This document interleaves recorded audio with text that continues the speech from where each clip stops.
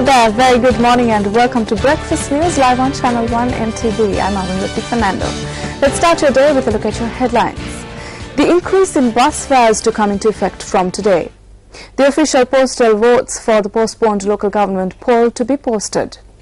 Russia strongly criticized France for dropping weapons to Libyan rebels. The increase in bus fares will come into effect from today. Accordingly, the total bus fare, which was 6 rupees, has been increased up to 7 rupees. Director of the National Transport Commission, Vipulaheva Valimuni, stated that it is essential that bus fares are displayed in buses. The director of the NTC also noted that they have set up a special phone line in order for the public to make any complaints if they are overcharged on buses. He stated that anyone who wished to lodge a complaint in this regard can call 0112 595555. The number once again in 0112 595555. He added that this phone line will be open around the clock. Meanwhile, the chairman of the Sri Lanka Transport Board, MD Bandusena, stated that the revision of bus fares will also come into effect from today for SLTB buses as well.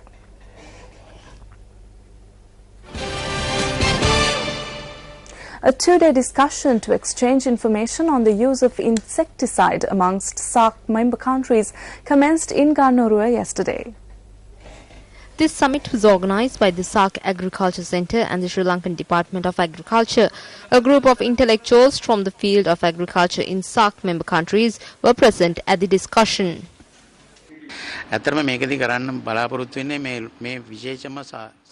We expect through this initiative to obtain knowledge and information about the use of insecticide that are being used in SAARC member countries. Research conducted in the country can be used by another. We will also exchange information and compare results.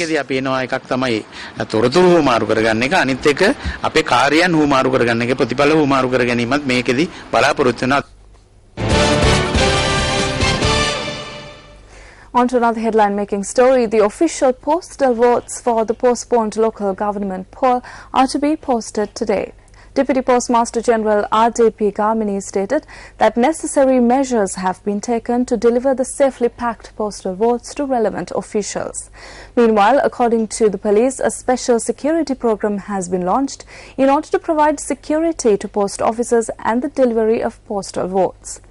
Senior DIG in charge of election activities, Gamini Navaratna, stated that this initiative has been taken under 105 police stations that come under 28 police divisions.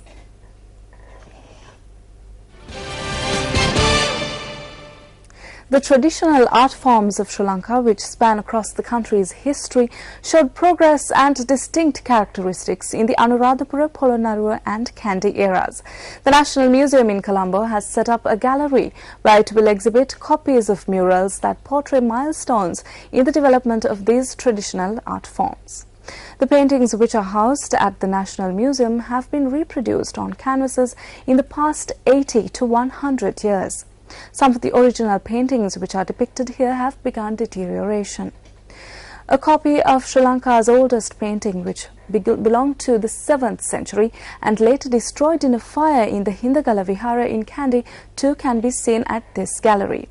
More details on this story coming up on Lunchtime News.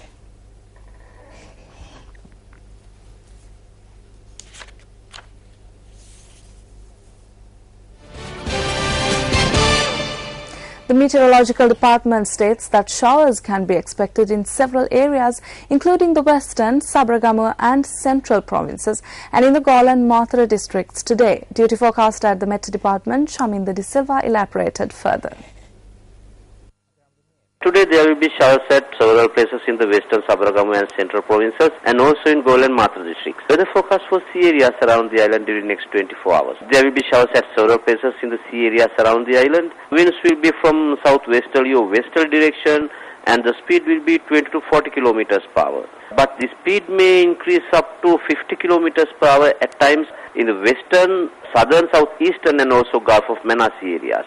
Therefore, western, southern, southeastern and Gulf of Manassi areas will be rough at times.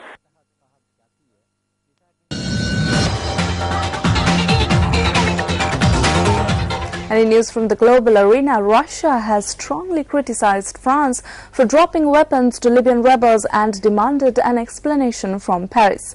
The Russian foreign minister stated that if this is confirmed, it would be considered a crude violation of the UN Security Council. The African Union has also criticized the move, saying it risks causing a Somalian cession of Libya. The French military says it has dropped arms to Berber tribal fighters in the mountains southwest of the capital. Lavrov said that Russia had formally requested information from France about the move to check that it corresponds with reality. Lavrov is due to meet French counterpart Alain Juppé in Moscow today. Moscow abstained from the UN Security Council vote in March that authorized an international mission in Libya to protect civilians. Russia and China have both criticized the NATO's campaign in recent weeks, saying it had gone beyond the remit of UN Resolution 1973.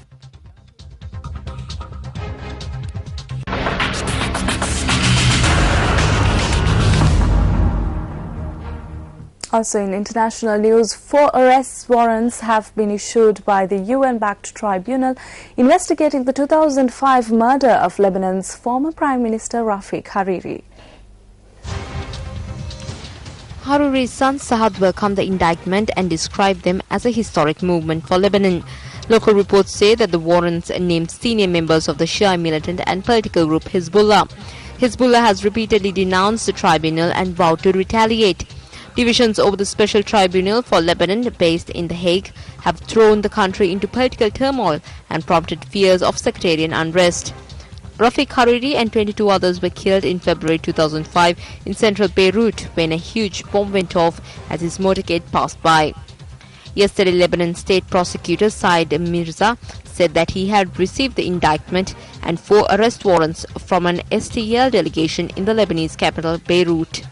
The STL later confirmed the indictment, stating that the judge is satisfied that there is evidence for this case to proceed to trial. It added that it would not reveal the identities of those named in the indictment. According to tribunal officials, Lebanon now has 30 days to serve out the arrest warrants.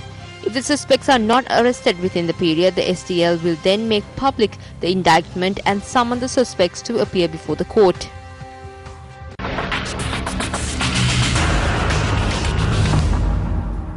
Bringing you more international news in brief, up next is Global Wrap.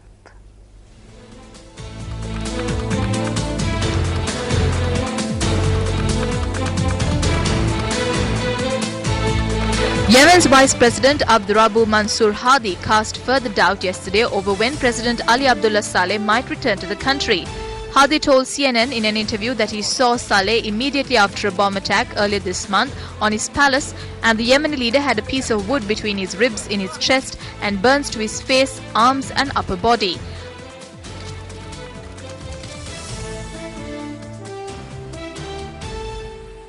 The British are coming, and Canada is ready to roll out the royal red carpet. Hours ahead of the royal couple's first official visit to Canada, newspapers are reporting that the Commonwealth is ready to receive royalty. Prince William and his new bride Catherine, the Duchess of Cambridge, will arrive in the nation's capital for the start of a whirlwind 8-day tour.